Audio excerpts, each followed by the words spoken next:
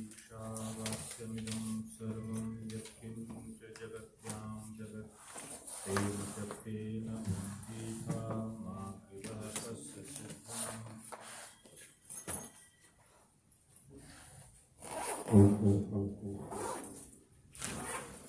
हम सबके बीच में अपने आशी राशि से हम सबको अभिषिक्त कर रहे हैं पूज्यपाद स्वामी जी महाराज, जिनके सुमधुर भजनोपदेशों का हमने मिलकर के श्रवण किया। आर्य समाज के यशस्वी महोपदेशक आदरणीय श्री भ्राता कुलदेव जी और उनके सहयोगी वृंद गुरुकुल में अपने ज्ञान से सबको अभिसिंचित कर रहे आदरणीय आचार्य भीम जी, उपस्थित ब्रह्मचारीगण,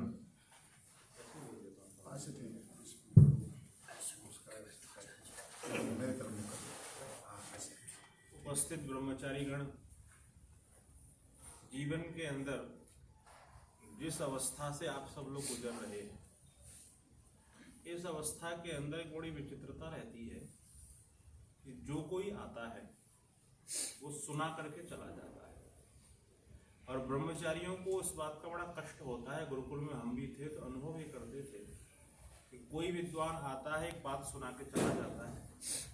ये सुनना काम बड़ा कठिन है, पर ये स्मरण रखिए, हमारे यहाँ बड़ा विद्वान वो नहीं है जिसने शास्त्रों को बहुत पढ़ा हो। हमारे यहाँ बड़ा विद्वान वो भी नहीं है जिसने शास्त्र बहुत स्मरण किए। हमारे यहाँ बड़ा विद्वान वो है जो बहुत श्रुत होता है, जिसने अपने बड़े लोगों को बहुत सुना हुआ हो। तो अगर ये सुनने की परंपरा जीवन के अंदर आए तो हमारा जीवन विशेष बनता है।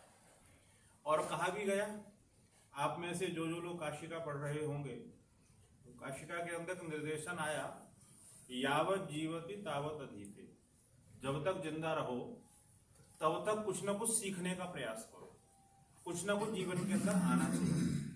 मैं निवेदन आपसे करूंगा कि दो चीजों पर विशेष ध्यान देना, एक स्वास्थ्य पर, एक साधना पर। स्वास्थ्य पर अगर आपने ध्यान दिया तो आपका शरीर बहुत अच्छा रहेगा। और ये स्मरण रखिए कि आप जीवन में कोई भी कार्य करें, अगर आपका शरीर व्यवस्थित नहीं है, आज हमने जीवन में बिल्कुल शीर्षासन कर दिया। शास्त्रों ने एक निर्देशन किया कि जितनी चिंता हम अपने भौतिक सामानों की करते हैं, उससे ज्यादा चिंता प्रत्येक मनुष्य को अपने शरीर की करना चाहिए। और जितनी चिंता हम शरीर की करते हैं, उससे ज्यादा चिंता हमको अपनी बुद्धि की करनी चाहिए। जितनी चिंता हम अपनी बुद्धि की करते हैं, उससे ज्यादा चिंता हमें अपने मन की करनी चाहिए। और जितनी चिंता हम मन की करते हैं, उससे ज्यादा चिंता अपनी आत्मा की करनी चाहिए। और जितनी चिंता आत्मा की करते हैं, उससे ज्यादा चिंता परमात्मा की करनी चाहिए। उसको विशेष रूप से जीवन के अंदर स्थापित करना चाहिए। आपके पास दुनिया के सारे ऐश्वर्य हों, और अगर आपका शरीर स्वस्थ नहीं है तो उन ऐश्वर्यों की कोई कीमत नहीं है। और अगर आपका शरीर स्वस्थ है, दुनिया के सारे ऐश्वर्य हैं आपके पास में, लेकिन यहाँ का एक स्क्रू खराब हो जाए तो आदमी के जीवन में ना तो शरीर की कोई कीमत है, ना ऐश्वर्यों की कोई कीमत है। कोई व्यक्ति का शरीर बहुत अच्छा हो, दुनिया के ऐश्वर्य भी सारे उसके पास में हैं, और उसके पास में बुद्धि भी बहुत अच्छी है, सुतीक्ष्ण बुद्धि है, एक बार में किसी चीज को ग्रहण कर लेती है। लेकिन उस व्यक्ति का मन बड़ा खराब हो, मन के अंदर बड़ा दूषण हो, मन के अंदर वासनाएं पनप रही हो, मन के अंदर बुरे भाव पनप रहे हो, तो उसके ये सारे के सारे गुण बेकार हो जाएंगे। तो मन की बड़ी चिंता करना, और मन को अगर आपने सुमन बना लिया, लेकिन पर आप सोचें, ऐश्वर्य भी हो, शरीर भी अच्छा हो, बुद्धि भी अच्छी हो, और मन भी आपका अच्छा हो, लेकिन शरीर से आत्मा निकल जाए, आत्मा चली जाए, तो इन सब की कोई कीमत नहीं है। तो इन सारी चीजों से ज्यादा चिंता अपनी आत्मा की करना। और आपकी आत्मा भी हो लेकिन ईश्वर जीवन के अंदर नहीं है, तो ऐसे व्यक्ति के जीवन की भी कोई कीमत नहीं है। तो इसलिए ये क्रम अपने जीवन के अंदर रखना, और ये कोशिश करना कि जहां हम शास्त्रों को पढ़ने में परिश्रम कर रहे हैं, वहीं पर शरीर को भी व्यवस्थित करने का श्रम करें, मन और बुद्धि को व्यवस्थित करने का प्रयास करें। यजुर्वेद का भावार्थ करते हुए, भाष्य करते हुए एक जगह ऋषि दयानंद व्याख्यान करते हैं कि दुनिया के लोगों एक बात का स्मरण अपने मन के अंदर रखना कि अगर आपको शरीर का सुख चाहिए तो आपको शरीर का पुरुषार्थ करना ही पड़ेगा। अगर आपको बुद्धि का सुख चाहिए तो आपको बुद्धि का पुरुषार्थ करना पड़ेगा। आपको मन का सुख चाहिए तो आपको मन का पुरुषार्थ करना पड़ेगा। और अगर आपको आत्मा का सुख चाहिए तो आपको आत्मा का पुरुषार्थ करना पड़ेगा। कोई ये सोचे कि मैं बहुत पढ़ूंगा उससे मेरा शरीर बड़ा बलवान हो जाएगा, तो ऋषि कहते नहीं हो सकता है। आपको शरीर बलवान करना, उसके लिए अलग परिश्रम करना पड़ेगा। तो जिस जीवन से हम सब गुजर रहे हैं, आप सब गुजर रहे हैं, उस जीवन के अंदर ये ध्यान रखना कि आपका जो पुरुषार्थ है, आपका जो समायोजन है, वो 4 क्षेत्रों के अंदर चलना चाहिए। आप शरीर का भी बराबर ध्यान रखें, आप अपने बुद्धि का भी बराबर ध्यान रखें, आप अपने मन को भी व्यवस्थित करने का प्रयास करें, और श्रेष्ठ अध्ययन के द्वारा, श्रेष्ठ सानिध्य के द्वारा और श्रेष्ठ साधना के द्वारा आप अपनी आत्मा के लिए भी प्रयत्न और पुरुषार्थ करें। और ऋषि दयानंद का वाक्य स्मरण रखना, वो ये कहते हैं कि शरीर के पुरुषार्थ की तुलना में बुद्धि के पुरुषार्थ की कीमत ज्यादा होती है, और बुद्धि के पुरुषार्थ की तुलना में मन के पुरुषार्थ की कीमत ज्यादा होती है, और इन तीनों पुरुषार्थों की तुलना में आत्मा के पुरुषार्थ की कीमत बहुत ज्यादा होती है। अगर हमारा ये आत्मा का पुरुषार्थ अछूता रह गया तो शास्त्र बहुत पढ़ लेना, उसी गधे की तरह होंगे। चाहे उसके ऊपर चंदन ला दो तो वो सुगंध से प्रसन्न नहीं होता, और मिट्टी ला दो तो उससे दुखी नहीं होता। शास्त्र बहुत ज्यादा हो ये अच्छी बात है, शास्त्र के साथ साथ में साधना का विशेष ध्यान रखना, आध्यात्मिक उन्नति के लिए विशेष प्रयत्न करना। और आपसे निवेदन करूंगा कि उसका प्रारंभ अभी से कर देना। ये मत सोचना कि हम क्या करते हैं, क्रम बाई क्रम करते हैं। पहलवानी कर रहे हैं तो केवल पहलवानी कर रहे हैं, शरीर का ही ध्यान रख रहे हैं। अगर हमने शास्त्र पढ़ना शुरू किया तो केवल शास्त्र पढ़ रहे हैं, न शरीर की चिंता है न आत्मा की चिंता है। कई आध्यात्मिक बन जाते हैं लेकिन उनको शास्त्र से कोई लेना देना नहीं होता, स्वास्थ्य से कोई लेना देना नहीं होता।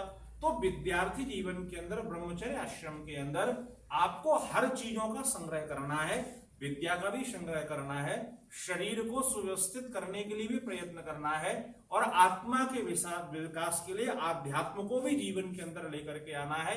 और ये स्मरण रखना, अगर इस 12 वर्ष की अवस्था से लेकर के और 25 वर्ष की अवस्था तक आपने इन 13 वर्षों में अगर परिश्रम कर लिया तो आपका आगे आने वाला जीवन जो है वो बड़ा सुखदायी और बड़ा विशेष बनेगा। तो इसलिए अच्छी चीजों का संग्रह अपने जीवन के अंदर सदा बना करके रखें। और जब प्रातः काल उठना तो उठते ही इस बात का ध्यान रखना कि पूरे दिन आप क्या कर रहे हैं, वो इस बात पर निर्भर करेगा कि प्रातः काल 4 बजे अगर आप उठे हैं तो 4 से लेकर के 5 बजे तक का जो समय रहेगा वो 1 घंटे के समय में आप जैसा सोचेंगे, जैसी क्रियाएं करेंगे, आपके बाकी के जो 23 घंटे हैं वो वैसे ही व्यतीत होने वाले हैं। तो इसलिए प्रयास ये करना कि जब प्रातः काल आप उठें तो उठने के 1 घंटे तक का जो समय है उस समय के अंदर मन में कोई भी बुरे विचार मत आने देना, शरीर से कोई भी बुरे कर्म मत होने देना, वाणी से कोई भी अपशब्द मत बोलना।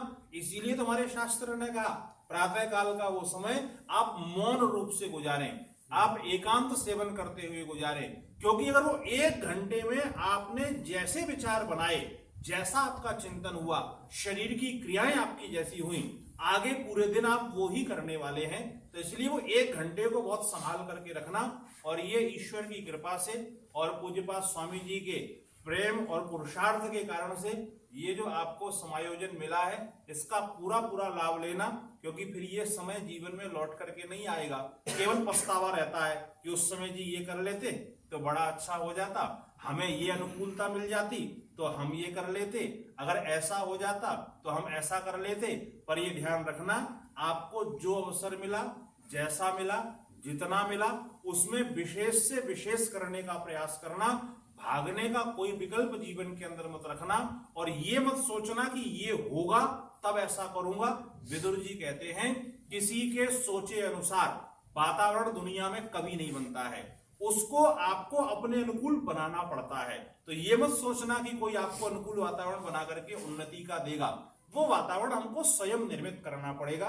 तो वो वातावरण आप निर्मित करें। योग्य गुरुओं का आपके ऊपर सानिध्य है, पूज्यपाद स्वामी जी की आपके ऊपर कृपा है। इस कृपा का पूरा पूरा आप लाभ उठाएं।